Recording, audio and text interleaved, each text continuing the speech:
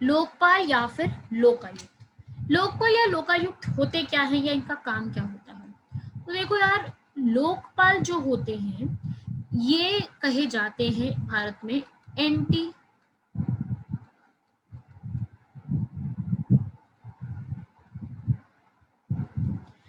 Corruption man of India. इनको कहा जाता है anti corruption man of India. ठीक है, कि भाई ये पर्सन है जिसने एंटी करप्शन काम करना है, ठीक है, करप्शन के खिलाफ काम करना है। और ये कॉन्सेप्ट हमने कहां से लिया है? स्वीडन से बोरो किया है। स्वीडन में इसको बोला जाता है ऑम्बड्समैन। वहां पे ऑम्बड्समैन वर्ड यूज किया जाता है, हमारे भारत में लोकपाल वर्ड यूज किया जाता है। ठीक है, तो याद रखिएगा ये भी पॉइंट। मतलब कि कैसा इंसान जो कि करप्शन के खिलाफ काम कर सके, जो कि करप्शन के अगेंस्ट चीजों के लिए काम करे, उसे हम कहते हैं एंटी करप्शन मैन।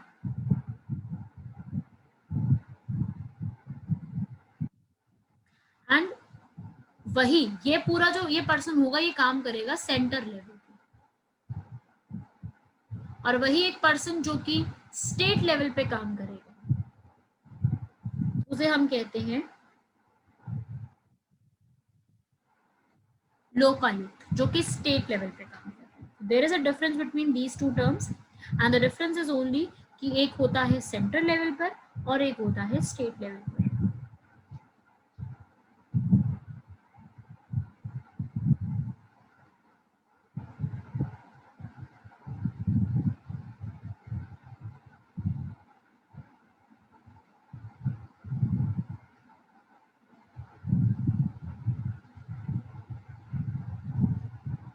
लिख लीजिए।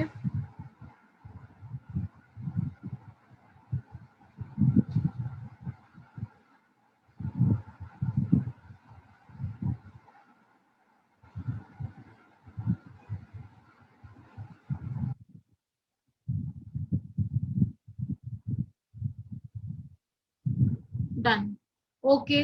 देन आगे बढ़ते हैं। लोकपाल और लोकायुक्त इतना याद रखिएगा, ज्यादा डिटेल में नहीं इनके बारे में हमें पढ़ना। नेक्स्ट इसके बाद आता है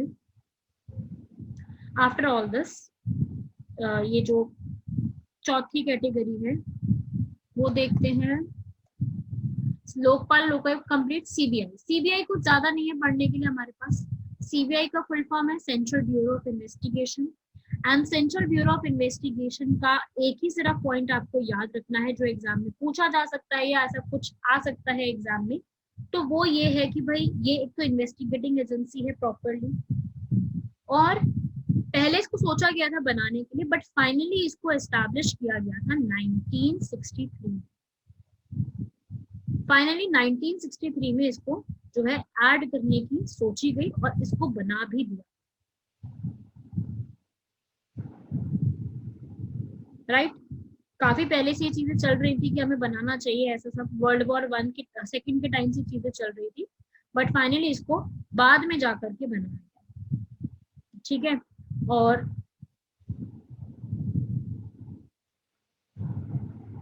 तो ये आपको याद रखना है। CBI, CBI is not that much important.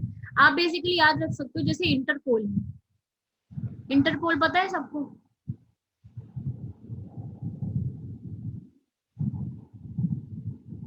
Interpole world की पुलिस ऑर्गेनाइजेशन। जो जो ऐसी एजेंसी है जो इंटरनेशनल हाँ, लेवल पे वर्क करती है। Exactly, international police organisation. ठीक है, इंटरपोल इंटरनेशनल पुलिस ऑर्गेनाइजेशन। तो जैसे इंटरनेशनल लेवल पे पुलिस ऑर्गेनाइजेशन है वैसे ये है इंडिया लेवल पे। ठीक है, highest investigating agency of India जो कि इन्वेस्टिगेशन करती है। ठीक है, तो वो भी हमारी नॉन कॉन्स्टिट्यूशनल बॉडी आती है। बहुत सारे पॉलिटिशियंस को भी इन्होंने किया है, चाहे जयललिता थी, नरसिम्हा राव थे, मुलायम सिंह यादव, लालू प्रसाद यादव हो गया, मायावती हो गई, इनके खिलाफ भी इन्होंने काफी ज्यादा जो है वो चीजें करी है। ठीक है, 2G स्पेक्ट्रम घोटाला हुआ था, कोयला घोटाला हुआ था, तो काफी सारी चीजों में जो स्कैम्स हुए उसमें इनका हाथ रहा है, मतलब इन्वेस्टिगेशन करने में। ठीक है, तो ये याद रखिएगा इसके अंदर सीबीआई ऐसी बॉडी। देन इसके बाद लिखेंगे सीबीआई के बाद सीवीसी, उसे हम कहते हैं सेंट्रल विजिलेंस कमीशन, जिसका क्या काम है, या आप देख सकते हो कि इसमें विजिलेंस वर्ड आ रहा है, दैट मीन्स ये क्या रखती है, विजिलेंस रखती है, प्रॉपरली ये नजर रखती है, ठीक है। सेंट्रल विजिलेंस कमीशन जो कि प्रॉपरली नजर रखने के लिए, विजिलेंस रखने के लिए, ठीक है, उस तरीके से काम करती है। इसका मेन रोल क्या है, या क्या है, ये विजिलेंस अथॉरिटी, सर्वेलेंस रखना, निगरानी रखना, नजर रखना, ठीक है। बनाई कब गई थी, 1964 में। इसके बारे में एक पॉइंट याद रखना है कि कौन सी कमेटी ने रिकमेंडेशन दी थी जिसके बाद इसको बनाया गया है, तो लिख लीजिएगा, संथानम कमेटी।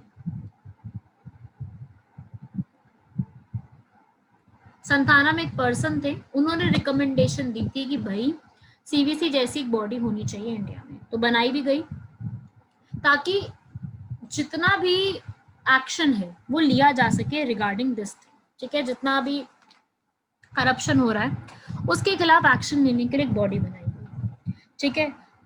उसे हम कहते हैं सेंट्रल विजिलेंस। ये इन्वेस्टिगेशन नहीं करती, इसका इन्वेस्टिगेशन जो इसके पास आती है वो सीबीआई लेके आती है, सीबीआई इसके अंडर ही काम करती है, एनुअल रिपोर्ट ये बनाती है, तैयार करती है, जो भी गवर्नमेंट डिपार्टमेंट में करप्शन हो रहा है उसके खिलाफ, उसको इम्प्रूव करना, उसके लिए कैसे आगे बढ़ सकते हैं, वो सारी चीजें पहुंचाना सरकार तक, वो जिम्मेदारी किसकी है, सीबीसी। बेसिकली सीबीसी इस तरीके से काम करती है।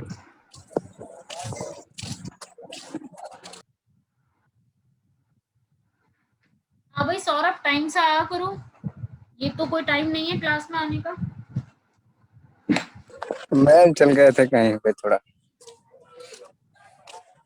चलिए लिखिए, संतानम कमेटी है जो कि इसके लिए बताया था इसने कि भाई ऐसे इसके इसमें मतलब एक नजर रखने के लिए, ठीक है, विजिलेंस करने के लिए। फिर इसके बाद कौन सी कमेटी आती है भाई, सीबीआई, सीबीसी, अब नेशनल ग्रीन ट्रिब्यूनल और एनएचआरसी। एक बॉडी है एनजीटी, नेशनल ग्रीन ट्रिब्यूनल। क्या लग रहा है, ग्रीन वर्ड लिखा है, कुछ लग रहा होगा कि किसके बारे में बात कर रही है। अब ग्रीन वर्ड लिखा है, दैट मींस ये एनवायरनमेंट की बात कर रही है। Yes, it is talking about environment.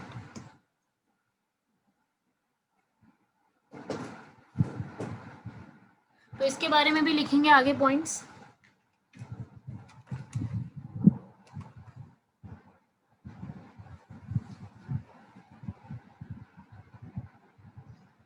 ये एक्चुअली जो एस्टैब्लिश की गई है एनजीटी, ये रिसेंटली की गई है, कुछ टाइम पहले 2010 में, जिसका बेसिक मोटिव क्या है, इन्वायरमेंटल प्रोटेक्शन करना। जैसे आपको पता है कि भाई इन्वायरमेंट में क्या क्या चीज़ें हो रही हैं, कितना कितना प्रॉब्लम है फॉरेस्ट की, वाटर की, एनवायरमेंट की, डेफनी अपना पूरा इकोसिस्टम की, तो उसके लिए बहुत सारे एक्ट जो हैं वो बनाना।